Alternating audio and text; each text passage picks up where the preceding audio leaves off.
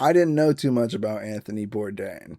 Now, being a kid with a dad who kind of like really loved multiple like cultures and stuff, like I've really like Asian cultures, watching like Anthony Bourdain or like Adam from Man vs. Food go to like foreign places and try different foods and stuff like really interested my dad. And so like even like Deadliest Catch and stuff like that, like just seeing a bunch of stuff on the travel show. I was quite familiar with Anthony Bourdain, like traveling abroad, trying different foods, and sort of not really reviewing them as much as like making connections and having discussions with people about culture and food and stuff. So I was pretty excited when I saw that Dominic Sessa was going to be playing Anthony Bourdain in a sort of coming to age seemingly movie about his younger years, about Anthony Bourdain's younger years, and it was going to be directed by Matt Johnson. It's going to be an A24 film. It even featured one Stavros Halkias, a comedian I am familiar with. He has a podcast, Stavy's World, which I think is pretty funny. He has some great guests on. But yeah, so like on all grounds, when I saw this trailer, it was sort of similar to when I saw the Facebook movie trailer. Not the original Social Network, it's sort of the one that's coming out now that has the actor from Succession playing Mark Zuckerberg, which I think is pretty funny. Like the Queen biopic, the Bohemian Rhapsody. I wasn't a big fan of like the movie in general, but I thought it was pretty entertaining. I like how the direction Rami Malek took Freddie Mercury, and like there's another one that I'm like missing. Oh, yeah, obviously prime time with Robert Pattinson, who's portraying Chris Hansen from Dateline NBC. I was pretty excited when that trailer dropped as well recently.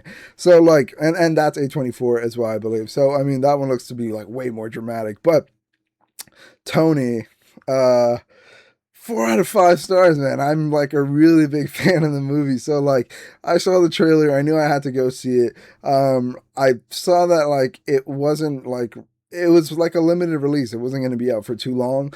And so I kind of unfortunately procrastinated it until like the last week it was going to be in theaters. And I told my friend, I was like, hey, it's Discount Tuesday. Do you want to go check out a movie about like Anthony Bourdain and stuff? And he was like, yeah, sure. Like he told me he doesn't know too much about it. Wasn't expecting like anything crazy, but he ended up really being moved by the movie, and so did I. Dude, I almost cried at the last line. Like it was insane. So if you're unfamiliar with Anthony Bourdain, and in this movie, he is portrayed as a very narcissistic, ignorant, pretentious, sort of hiding his ass, like faux, per, a faux personality, essentially, like a shell of a human, really, with no real sense of direction other than like wanting to be a writer, and he really doesn't like he doesn't really have time to write in the movie considering his circumstances. So in the beginning of the movie, well, the whole movie takes place during the summer, when Anthony believed he was going to get a scholarship to go write. They ended up not choosing him. There's a really sick scene at the beginning where he's like just punching a hole in his wall, and the yellow lighting like juxtaposed with like his violent nature and like just the quietness in the room. And there's even a funny comment by his brother congratulating him on winning, because he said he like won the scholarship already. He announced it to his family, and clearly he didn't, and just takes out his anger onto the wall. And that reminds me, the lighting in this movie was phenomenal. The cinematography was like insane. Like I really loved the lighting in this movie. Like it seemed, what's it called? It seemed so like natural and like very vibrant for the summer. You know what I mean? It felt very appropriate, and it felt always like, it just constantly felt appropriate, from like the colors of say like the dark blues and pinks of the sunset and like bright oranges, to like the dark and grainy sort of yellow orangey lights of like a summer house or like a frat house over the summer. And like just like the bright white sand complemented by like dark blue ocean water, you know what I mean, bright like light blue skies. Like it was really insane. The coloring of this movie was fantastic, the way it was shot, like bright warm neon colored bar signs and stuff like that were like in scenes. It just phenomenal. I mean, the food looked absolutely appetizing. The first half of the movie was sort of I was gonna say Dominic Sessa. It is Dominic Sessa, but Anthony Anthony Bourdain's character in the movie, who goes by Tony, sort of what he wants to be known as. Anthony Bourdain mentioned previously that he would go around with like a katana and nunchucks, seemingly to be like a mysterious badass and stuff. And it's shown in this movie. Actually, the beginning of the movie sort of sets you up for how pretentious and annoying Dominic Sessa portrays Anthony Bourdain. And because in the beginning he says like he was a narcissistic asshole in needing of an ass whooping, and that summer was definitely the ass whooping he needed. He learned how to be like a line cook in the back of like this sort of like seafood shack, and that's where he learned like the intense labor of like a dishwasher, and he learned like that crazy lifestyle of like drinking out and sort of waking up the next day having a hangover, doing coke, railing like a bunch of fucking dishes at once, and just like doing it like again and again, and making fucked up jokes, throwing knives around, you know, just like the most freest he's ever been. At the beginning of the movie, he sort of starts to uh, solidify his show as somebody who's like who's a writer who's like trapped in this like via circumstance. He like can't be the writer he wants to be, so he on a whim decides to go visit this girl that he like embarrassed himself in a bar with, and realize that she has a man already. So like already the impulsive nature of him, and like the sense to move and the urge to travel, and like just like not stay in a position too long and like really sit with something, perfectly shines through. And it's unfortunate, if you aren't familiar with Anthony Bourdain's passing, he did kill himself. I believe he hanged himself. It's really tragic, the details in it you can look up and stuff, but there I think were some um uh allusions to it, I believe. I don't know if that's the right word, or references to it. I think, like, for example, there's a scene where he's jumping off like a pier or whatever, and the first line cook he meets that becomes his best friend, and he has like kind of a coke problem, drug problem in general, anger issues, all that stuff, sex problems as well. They're sort of jumping off a pier, just like living life wildly late at night, and it's sort of like a hook that he grabs onto and jumps off of the deep end for.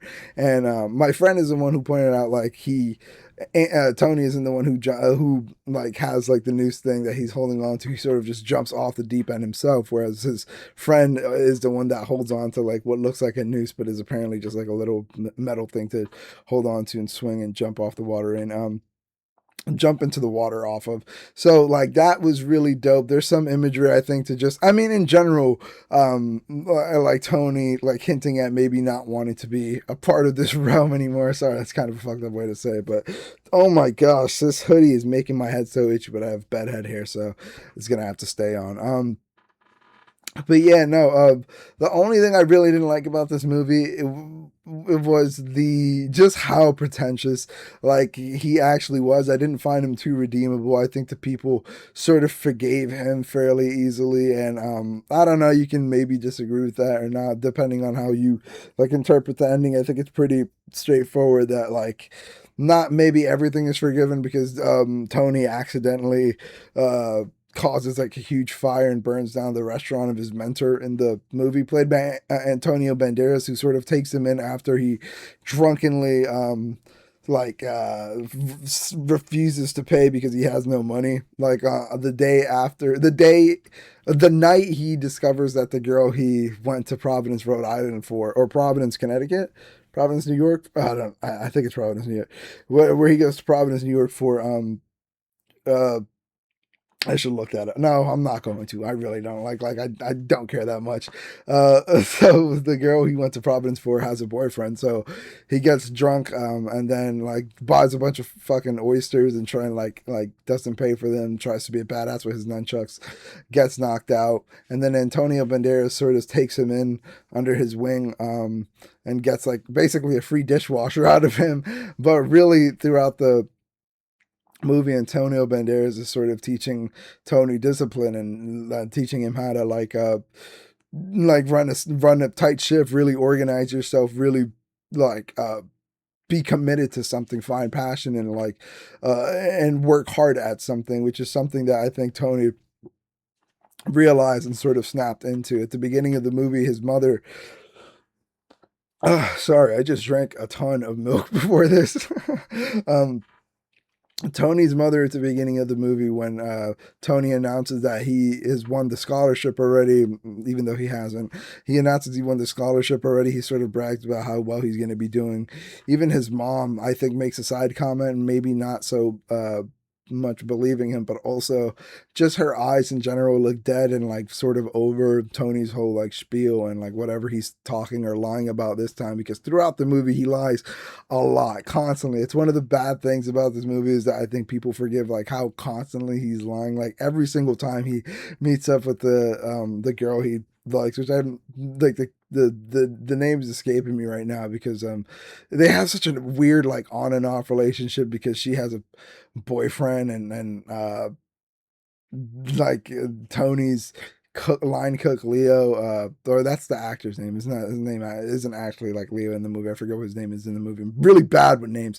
Um, but the line cook of his like punches his girl, the girl Tony likes boyfriend, and like starts like a no, it doesn't start like a bar fight. It just he gets kicked out of the bar, and like it's really insane. Like sorry, I went on a bit of a tangent there, but the beginning of the movie, his mother is like looking at him like I'm sort of over your lies. I don't care what you're saying. But then at the end of the movie, when he comes back from this trip from working, and you know from working at the shack, and becoming a line cook for the summer, once he comes back, he talks about like how passionate he is, and like I don't recall specifically if he was talking about like wanting to be a cook, or if he was just recalling the events of the past summer and being a cook or whatever. But either way, the light in his mom's eyes was completely lit up. It looked completely different, and she recognized how much passion and like how much life he had in him, all of a sudden, and it was a really beautiful thing to see. There's like the first scene of the movie is Tony sort of applying for the writing scholarship, and he's sort of really like up on his high horse. He's talking really fast, thinks he's like it's like extremely pretentious, the words he uses, just like like how much he's over explaining things, how like much of a lack of confidence there seems to be, and how much he's like overcompensating for it. um and then that scene is completely mirrored at the end of the movie, where he then applies to the CIA, which is a funny joke because Antonio Banderas, the one who takes him in, sort of teaches him the art of like cooking and like his recipe book, and shows that he went to the CIA, the Culinary Institute of America, so the best cooking school in the world, and or like in at least in North America, or at least the Americas. I don't know, but he talks about going to the CIA and stuff. They have a like little bit of a banter about it, and then at the end of the movie, there's an interview that Tony is doing to get into the CIA, and as much as like they're like rolling their eyes because the only experience he has is at a crab shack in like New York, Providence, Rhode Island. I want to say Providence, Rhode Island, because that makes more sense. But maybe it was Provincetown or some shit like that. I don't fucking know, man. Um, I think it was someplace in New York, Provincetown. Fuck, man. I don't know. I don't know.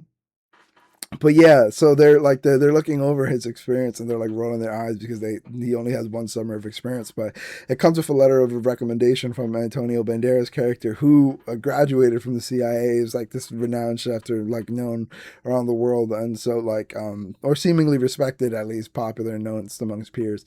And then they like let him in, and he sort of has this really corny liner. He's like, yeah, they're like, all right, what's your name? And at the beginning of the movie, he's like they like call me Tony Bourdain.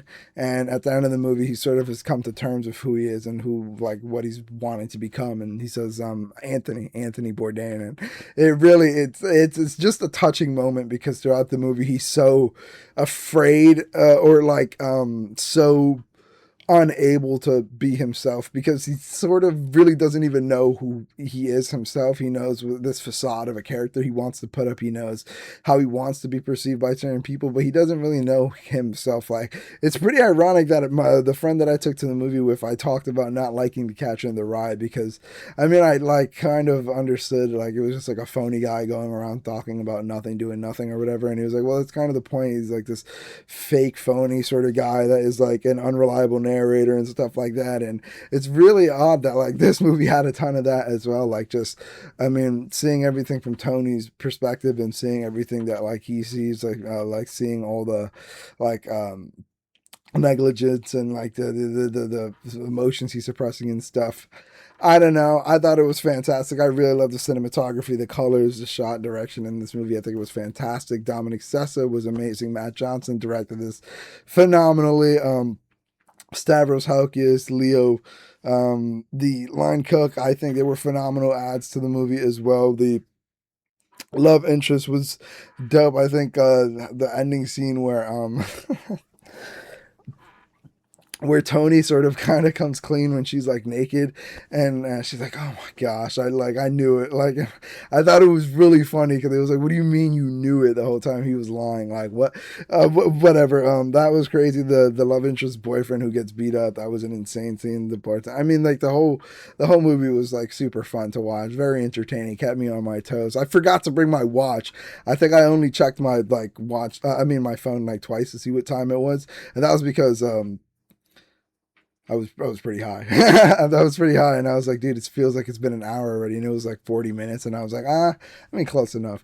But phenomenal movie. It was sick. I mean, like, I can't recommend it enough. Oh, and the needle drops, the absolute needle drops in this movie. The sound design, fantastic. I think Jay McCarroll did it from their Nirvana, the band, the show, the comedy duo. I think Matt Johnson is a part of. If I'm not mistaken, I think I saw something about him doing it. If not, all the songs are fantastic in this movie. I gotta go look up the score and download all of them. Please check out Tony. I don't think it's in theaters anymore, but you can probably catch it on streaming platforms when it comes to them.